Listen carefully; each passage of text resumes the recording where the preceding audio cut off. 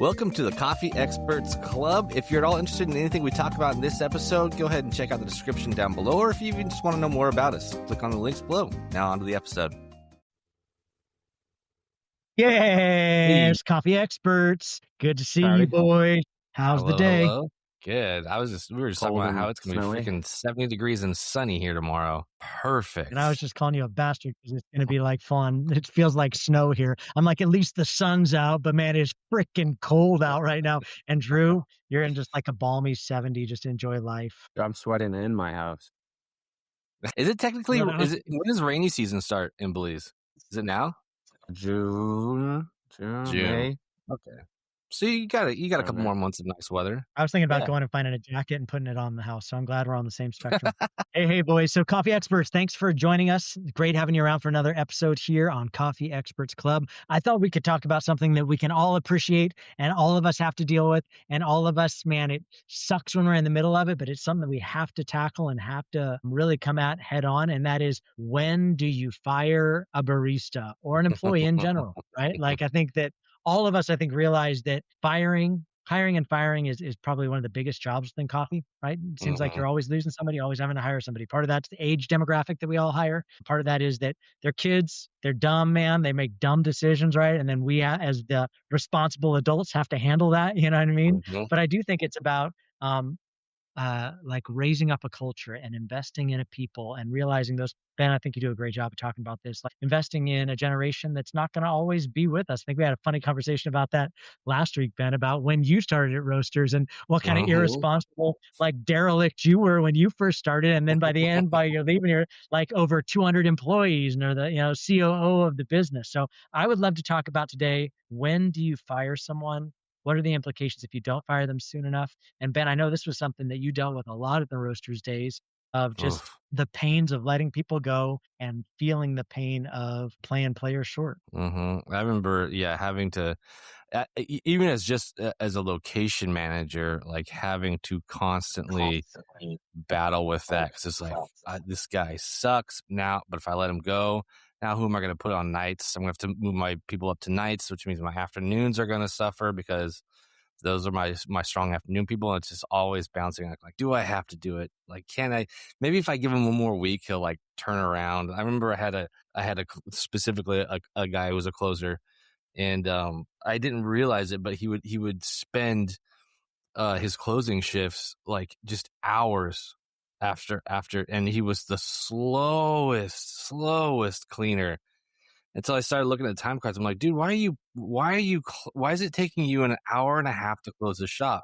So I get on the camera and he's just kind of walking around, just slowly sweeping, I'm mopping the floor, goes to the back room, comes back with a beer in his hand. And I was just like, why do I have to deal with this?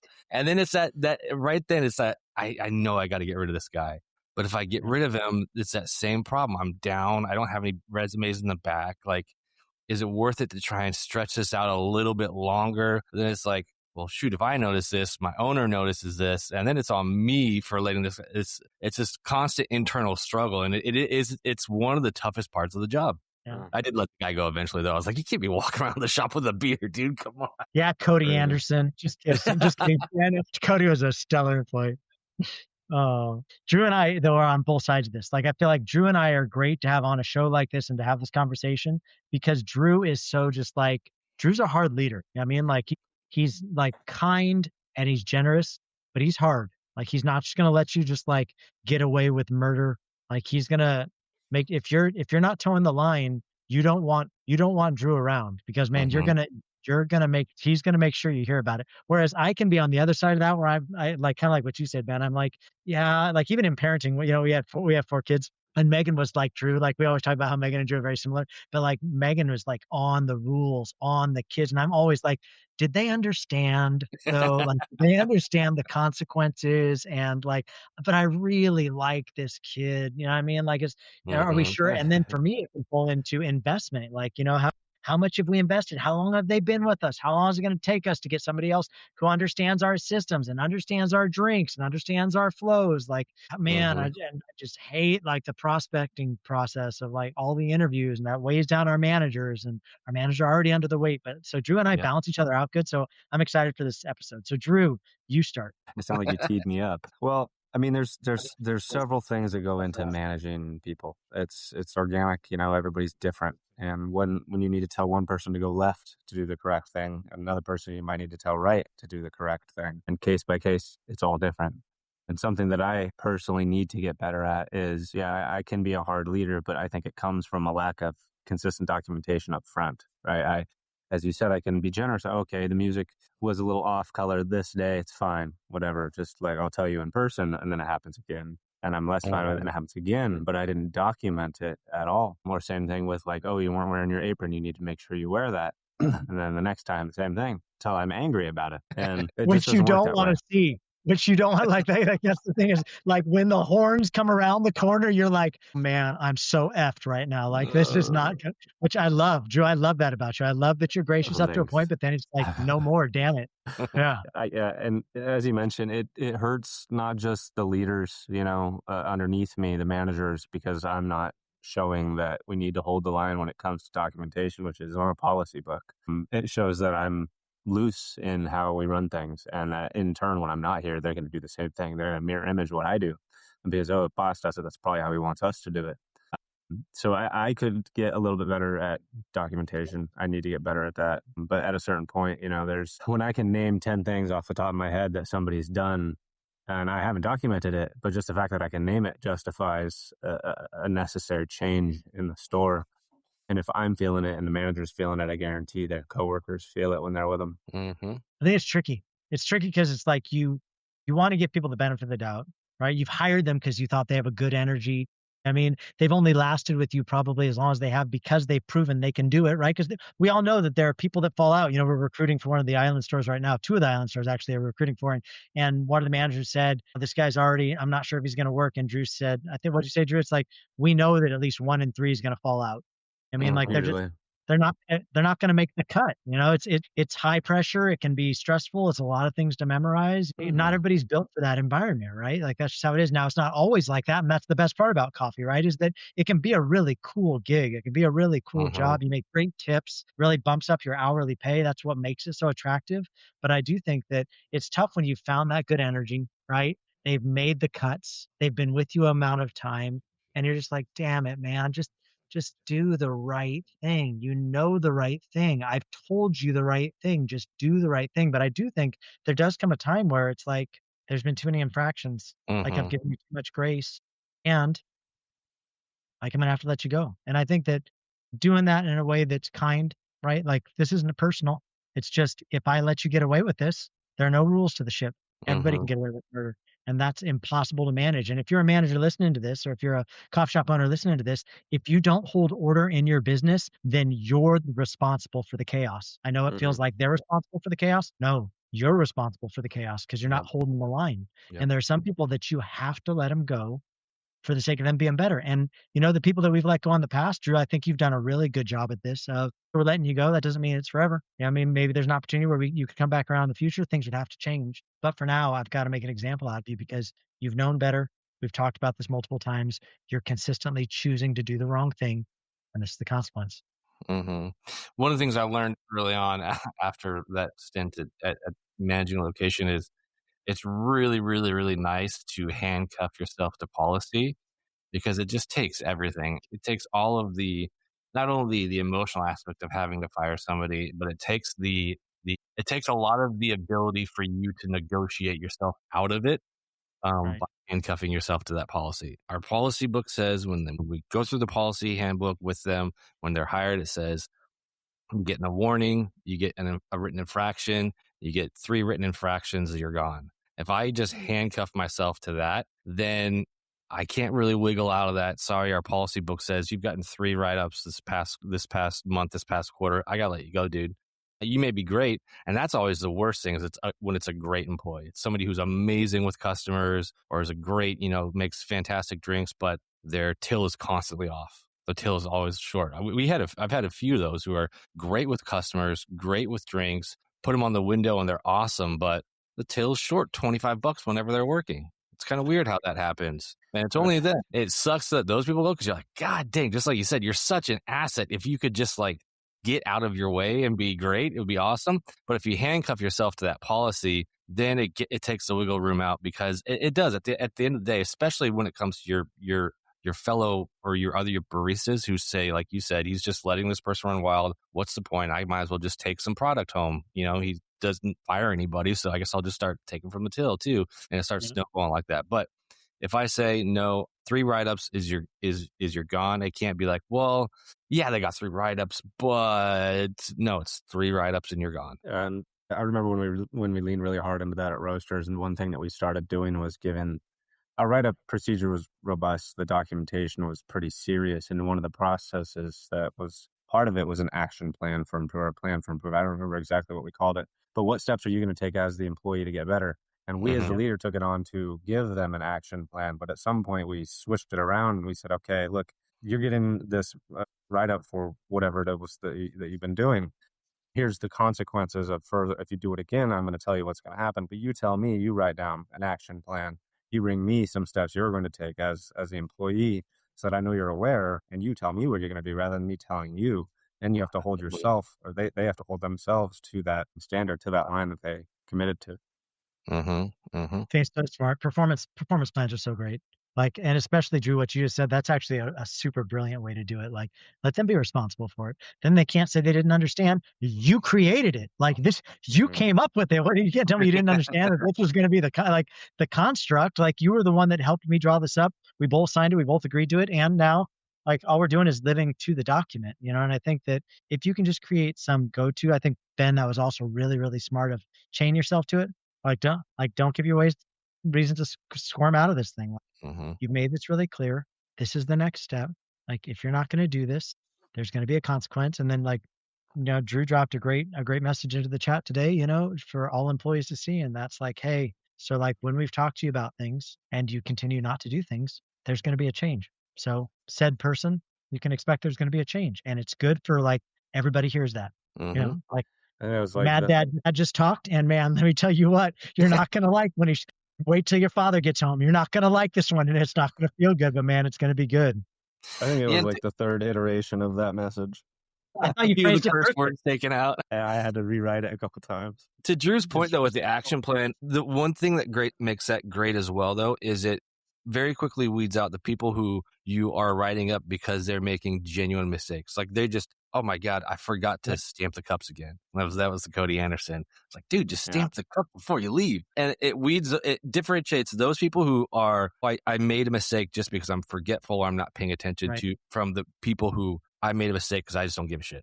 And you can tell very quickly in the action plan that they write, okay, you care, you do want to be here, or you don't care about this. You know what? Scratch the action plan. I'm just going to fire you now anyways, because I don't want you around. Because the people who make mistakes, you can train. That's great. You forget to stamp the cups, I'll remind you again. Please don't forget again. But the people who didn't stamp the cups because, screw you, dude, I'm out of here. I don't want to be here a minute longer. I don't want those people working for me anyways. I don't want to give them 3 write-ups. I just want to say, you know what? You just need to get out of here because you don't even want to be here. And usually those people, as the weeding out process begins, is they might not do the same problems all the time, but they'll find new little things to do that aren't right, that everyone else doesn't do and knows isn't correct. But it'll be, I talked to them about this, I talked to them about this, I talked to them. The list goes on, and it's like, I didn't even realize I needed a rule for all of these things. And it really shines into their character, at least in the store. That's true. I think the other thing that we haven't really talked about much, but is really important to point out, is once you lose the respect of your people, what you'll find is you'll start losing high quality players from your team because you tolerate bullshit. You know what I mean? And ultimately, it's the other players on the team that have to deal with the bullshit, right? Like somebody always calling out, somebody not pulling their load, somebody like doing wrong things so that they have to be in an awkward position as a peer to correct it. You know what I mean? Like, eventually you just lose. I know, Drew, I feel like we've lost at least one player that was like a really good player, very sharp. Like, I feel like she was really good at her job, but she left because we hadn't dealt with the situation quick enough. And I think Mhm. that was on us. Like we learned from it. I think we jumped in the middle of it and we dealt with it. But I do think that you don't want to lose good players because you didn't deal with something. You know, I've often heard people say, and I think it is really true, there's no such thing as a bad employee, only bad managers. Mhm. Because I think that It's if you're true. managing right, the bad employees don't exist. Like you mete out the discipline as it needs to be meted out. Like be fair, be kind, be exacting. You know what I mean? Like you said, Ben, like this isn't personal. It's not that I don't like you. Like nobody wants a manager that takes it personal and makes everything like a personal offense, or you're like, now you're insulting my character as a person. No, it's just like, no, no, no. This infraction has a consequence. Like you didn't do it. This is the consequence. You get a write up. Okay, you just did something else. So now this is your second write up. Okay, Mhm. now just to be very clear, you just did a third thing. That's your third write up right now. Within policy, I have full right to be able to let you go. I think this was a mistake, but I just want you to know you're on very thin ice.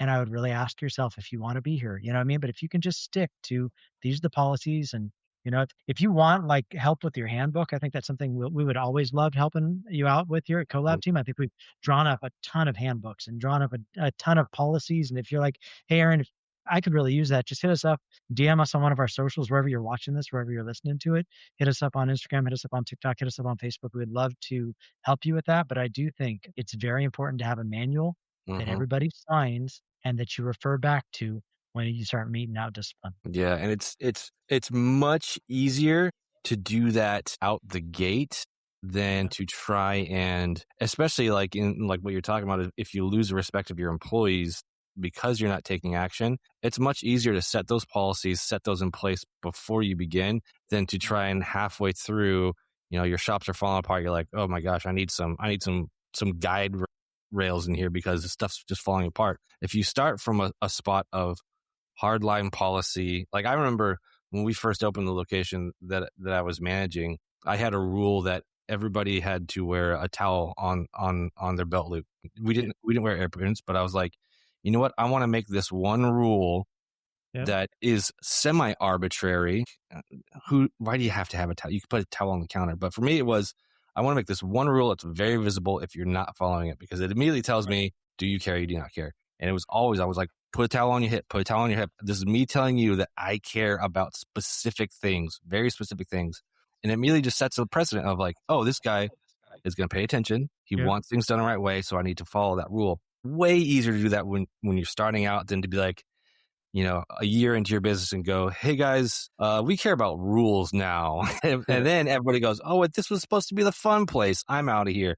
Then you lose a whole swath of people at once because now all of a sudden you're enforcing rules when it would have been way easier from the get go to do that and not have to go through that whole transitioning out the people who don't care, hiring and firing and all that sort of stuff. Yeah. And generally, I mean, it's for the people that we want around. They want to be told what to do, how to do it, That's right. and that they did a good job. That's right. Those three things are key. And if the people that you're telling what to do, how to do it, and they're doing a bad job on purpose, you try to tell them you're doing a good job, and then you inflate them to a certain point. It doesn't work out. You need to have that critique on the back end. Some sort of like you said, a differentiator between those who do it on purpose and those who it's just kind of a forgetful accident. Mm-hmm. Mm-hmm. Yeah. And I think, let's make it really easy, guys. I think why don't we just do this? And I'm kind of calling this on the fly, so we'll have to build it and get it out to people on the backside of the episode. But why don't we just do handbook.coffeeexpertsacademy.com? If you go to handbook.coffeeexpertsacademy.com, we'll just give you our template, our boilerplate template of how we do handbooks. And I remember there was also a time, guys, where we started seeing new issues crop up. And we would just add on pages, right? Add on an Mm-hmm. addendum that we would Yep. have everybody sign. We'd push it out to the entire company. Hey, everybody sign this because we're starting to have a new problem crop up. Everybody signs it. And that just becomes added into the handbook, right? And then everybody after that is going to have to sign that in, because I do think once you can make something a policy that everybody sees, everybody signs, you can go back to and say, you can't tell me you didn't know. I think it just makes, like all the little things that you chase, like size it down. There's a saying that says it's the little foxes that tear down the walls. And I think that's the truth. It's like all these little tiny holes dug underneath this like big, steady, sturdy wall. But if you start eroding the foundation of it, that wall is going to fall. I don't care how stout and sturdy it is, Mm-hmm. because you've undermined the foundation. So super important. stick to your guns. I love the way Drew balances me out because sometimes I'm just like, I just want to be nice. And Drew's like, you can't be nice to that dude. He's a dick. You know, I'm like, go back and forth. And it's great because we talk it out and we balance each other out. And I think that find somebody that balances you and stick to a policy and check it out. So handbook.coffeeexpertsacademy.com. We'll get that out to you. And guys, thanks for a good episode. When to fire, super important. Yes, sir. Thanks, guys. Thanks, guys. See you See you. guys. Have a great week. We'll see you next week here on Coffee Experts Club.